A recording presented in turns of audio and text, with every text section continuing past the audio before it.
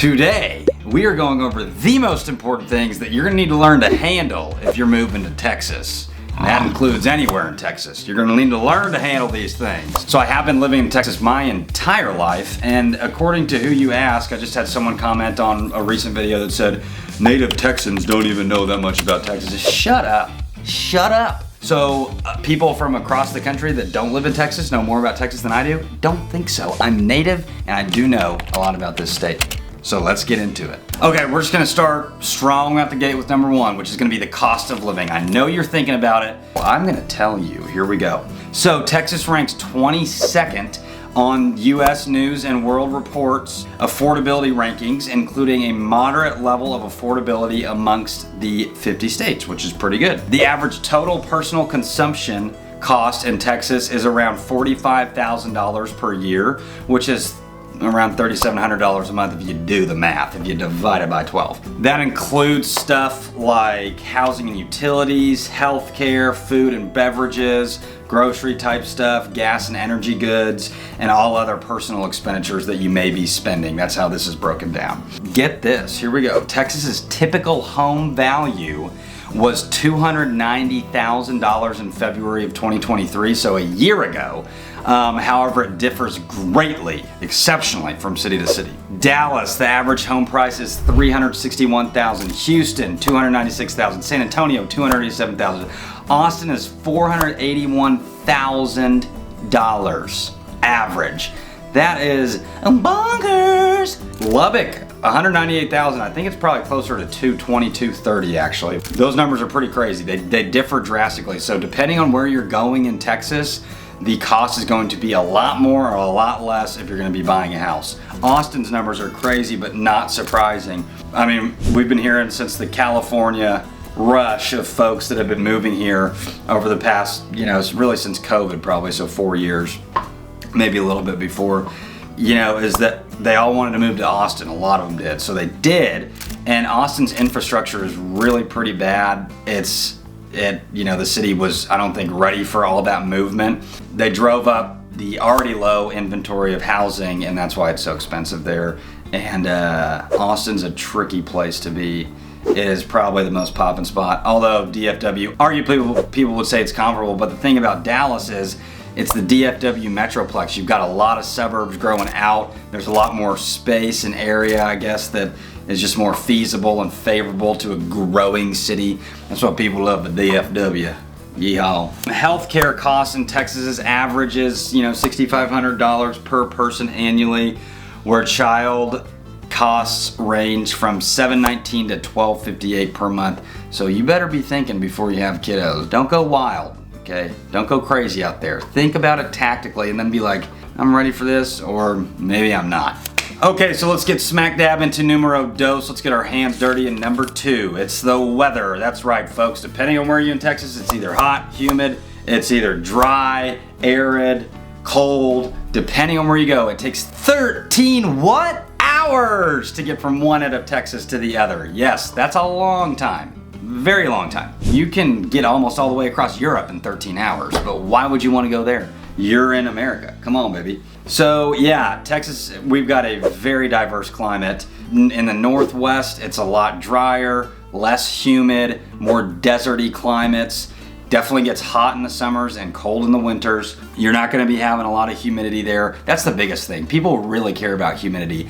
And in the west region of Texas, it's kind of a deserty climate. Central Texas, you kind of get a little bit of both, but definitely not deserty. It's more green, it's more luscious, but it's not as crazy as southeast Texas, closer to the border where it's freaking humid. Like in Houston, you walk outside and your hair just immediately frizzes up and you just sweat just pours out of your body.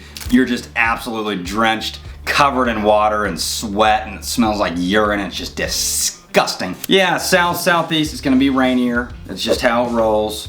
That's how we roll in Texas. Closer to the Gulf, the crazier weather you're gonna have. My cousins lived in Houston, the Woodlands specifically, growing up, still live there.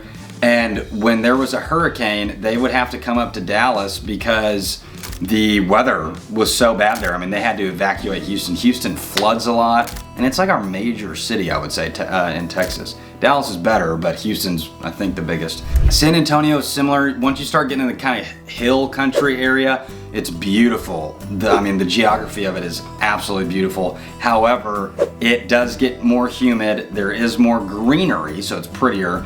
And that means like mosquitoes and sweat and all that stuff. Okay, that was number 2. Let's move on to number 3, which is the traffic and commute. If you've been in any major city in Texas, you know traffic absolutely sucks. But that's pretty much everywhere you go. If you have a lot of people somewhere, the roads are probably not going to be your best friend. However, there are some cities that have done light years better than others at keeping up with their infrastructure. So that is something that you definitely need to consider and think about is, am I gonna be sitting in traffic for 45 minutes to an hour and a half every day? Is that gonna make me wanna jump out of my car while it's going 60 miles per hour? And is that something that is very important to me? Can I move close to my job? Can I, you start answering all these questions based on traffic and commute. According to some studies and statistics that we found online, the worst commute in Texas is Garland, which is a suburb of Dallas. So it's worse than Houston, apparently.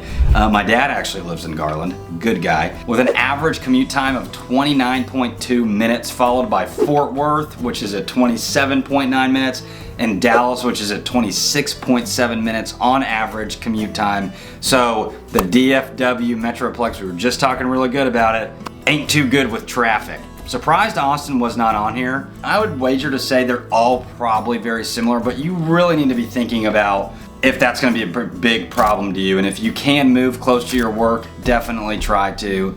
I know a lot of people don't have that option, but that's why a lot of stuff like in DFW specifically is moving north, northeast, northwest. It's growing like crazy. People can buy a house and be relatively close to maybe the warehouse they work at, the factory they work at. I would say it's probably similar in Houston, but Houston does have a couple more toll roads. The average commute via bus or train in Texas is 49.1 minutes, so about 50 minutes, which seems like a pretty long time to me. This is an interesting fact. Texas registered vehicles surged by 172% in 4 decades, yet highway capacity only grew by 19%, contributing to, like we were just discussing, so much traffic congestion, it's actually bonkers. Yeah, like I said, Texas has had a lot of trouble keeping up with the highway infrastructure, have not been able to deal with the amount of people that we've had, and it has created some crazy traffic. So because of bad traffic, the number of hours per commuter lost to traffic has nearly tripled, climbing to 54 hours a year. Eesh. That's a long time to be sitting somewhere hearing honk honk and just staring at a guy who has a bumper sticker in front of you that says, "The closer you get, the slower I drive." Don't be that person. Please do not be that person. All that commute talk is going to lead us into our next one, number 4, which is public transportation. It's going to lead us in there quite nicely. You see how we did it there. Here we go. Here's some specific data points on Austin. Austin has a lot of congestion, okay, with a record of 122 traffic-related deaths in 2023. An $11.6 billion public transportation plan has been proposed, but debates continue over its cost, potential displacement, and effectiveness. So who knows if they're going to do that. So in 2021, there were 5,300 crashes involving pedestrians in our state. The accidents resulted in 843 deaths, marking a 15% increase in pedestrian fatalities over the previous year. Yeah, it's definitely because of all the traffic and stuff. Well, I guess if you're biking, you're still considered a pedestrian. But maybe ride the bus. Dallas has a really good bus system. It's called the DART system, and it scoots you all around town, wherever you need to go, from, really the suburbs to in the city. And if you kind of figure out the system and how to work it, you can get around and zip around pretty quick. I always try to recommend that everyone gets a vehicle if you can, if you have the means to do it. It's a good place to have a vehicle. You just might be, just try to get close to your work, and you might not want to try to get on the highway if you don't have to. So try to get a location, rent, apartment that's close to your job or house or whatever, buy a house, and then try to get a vehicle if you can. It always makes life easier. It's a lot friendlier outside the cities for traffic and commutes. Okay, number 5, here we go. Bada bing, bada boom, bada bam. This is one you guys love. Politics. 64% of adults in Texas identify as a conservative, leaning towards the Republican Party. In Texas, 57% of voters disapprove of Joe Biden's economic handling, and 54% disapprove of his overall job performance. Shocker there, a conservative state not approving of a Democratic president's job performance. Pew! Abortion in Texas is mostly illegal, with narrow exceptions for saving life or preventing substantial bodily harm to the woman. So yeah, you get what you get here. I mean, it depends on where you're going, but we're pretty heavily Republican, and that's something you ought to consider. Now, in the major cities, every major city is liberal, but pretty much every rural county in Texas is conservative. Just about all of them, except maybe southeast. Yeah, that's something that I would think about and consider. You know, it does affect our lives here, and you will see billboards for Trump or, you know, conservative things or gun rights or NRA stuff. Lots of Jesus billboards around everywhere, which we love. Okay, number 6, the economy. Bada bing, bada boom, cha-ching. In 2023, Texas, usually a top performer in CNBC's business rankings, placed 6th for the first time since 2007. This near miss, trailing Minnesota by 5 points. What's going on in Minnesota? It's just cold there. Indicates broader economic challenges such as worker shortages. In 2023, just 17% of Texans reported an improved family economic situation, while 43% indicated that it was worse, with 16% stating that they were a lot worse off. I think that's probably by and large across the board the case for the macro economy right now. Texans are strongly affected by inflation just like everybody else, with 89% acknowledging increased prices for goods and services. Among those affected, 55% report a major impact on their household income, 37% a minor impact, and only 6% with no impact at all. I think that's pretty much just the case across the board right now, is the economy has not been fantastic just because of inflation specifically and interest rates going up. You know, Texas does have a robust economy. We've got a lot of industry here. We've got a lot of things moving here. We are on the Gulf, so there's a lot of shipping that takes place, lots of energy stuff, oil and gas, of course. Austin's becoming kind of the Silicon Valley of Texas. Lots of farming and ranching. So we do have a fluid, dynamic economy that incorporates a lot of different things into it. So a lot of trades or jobs or whoever, you can find a job here. I think you can find work here. Let's get to number 7, security. A third of Texans say that either border security or immigration is the most important problem facing the state. I agree. I think it is a crazy thing what's happening right now. And I think we need to see something different, some changes in that, because it is bonkers. A lot of Texans have said that the United States allows too many people to immigrate here from other countries. I think pretty much that's specifically Mexico, because there are a lot of people coming over from Mexico, and really not much is being done about it. Operation Lone Star, which deployed the Texas National Guard to curb border crossings, apprehended 390,000 migrants with 30,000 arrests, costing over $4.5 billion, taxpayer. In safety rankings, Texas ranks 40th for personal and residential safety, 37th for financial safety, 41st for road safety, and 42nd for workplace safety. Oh, not the best. Texas had the highest number of violent crimes in 2020, totaling over 115,000 crimes, led the nation in murders. Shocker for that stat, we have 8 million more people than the closest highly populated state in the union, which is Florida at number 3. So more people means more crime. It's just gonna happen. Okay, let's get to number 8, which is gonna be taxes. We do not have a state income tax here, but we do have property taxes and a sales tax. The sales tax is 8.25% on the cost of goods, and the property tax, depending on where you're at, is between, I would say, 2 and 3.5%. And that's kind of where they get you besides other than doing the state income tax. I own 2 houses that I personally own already, and my property tax bill was made me want to weep and cry. So if you're going to own property here, you need to be making sure that you're saving up to pay those taxes at the end of the year. Make sure your payments are escrowed, tax payments are escrowed, so that you are contributing to the monthly cost of everything, because you getting hit at the end of the year with a big property tax bill can really burden you, and you do not want to get delinquent on your taxes or late on them, because the government here will get you. That is so true. They will find you and make sure you pay one way or another. Tax rate on businesses is 5.4%, well above the national average of 4.9%, making Texas 14th highest among the states. The government is going to get their money if you have not figured that out yet. They are going to find a way and they're going to get it. All right, let's go to number 9, which is education. Texas's average education attainment is second to last in the nation for the share of the population over 25 with a high school diploma. Dang. We do have challenges in recruiting university trained teachers, attributed to a large teacher wage penalty of nearly 22%, reflecting lower salaries compared to non-teaching college graduates. So Texas consistently ranks in the bottom 10 to 12 states for education spending per student. That means cost spent per student, and has not increased funding since 2019. To address the inflation that's occurred over the past 4 years, lawmakers would need to add nearly $1,200 per student. Okay, let's get to number 10, healthcare. So almost 26% of Texans under 65 have no healthcare coverage, which is nearly the worst record of any state.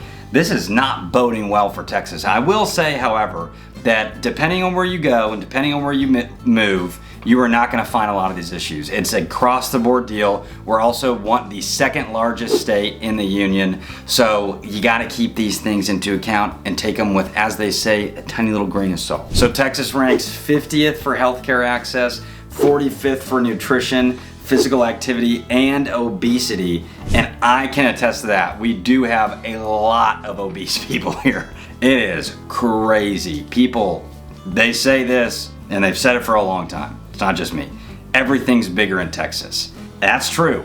Every burger, every soda, every pie, everything that you could do to make yourself obese, it's probably bigger in Texas. So people here love their processed food. It is crazy. Which makes sense that it will contribute to a poor health environment for a lot of folks. In 2022, Texas saw the nation's 5th highest health insurance rate increase at almost 13%.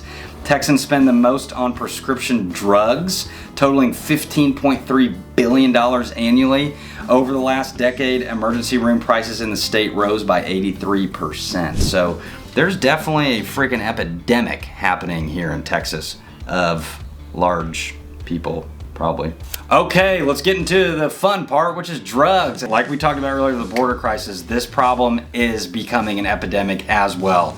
Now, we got a lot of people, but that means we border Mexico and they move a lot of stuff over that border. Cocaine, heroin, weed, you name it, pills, they are moving it. So in 2009 to 2010, Texas was one of the top 10 states for cocaine use among persons aged 12 to 17. A 12-year-old on cocaine would be insane. I'd be off the walls crazy. Opioids, including heroin, prescription pills, and fentanyl, have caused the highest number of overdose deaths in Texas, which it's been a really sad travesty. You're hearing a lot more about people you know that you went to high school with or whatever that took one pill and it was laced with fentanyl and they died. And that's happening a lot more. Anecdotally, I can share that I've known a couple people that's happened to, and it's like, that's freaking crazy that this is an issue, that fentanyl is such a big deal. And it's because we're right there on the border, and like we talked about earlier, border's not very secure, which means drugs are moving across it pretty easily. Okay, let's go to number 12, which is allergies.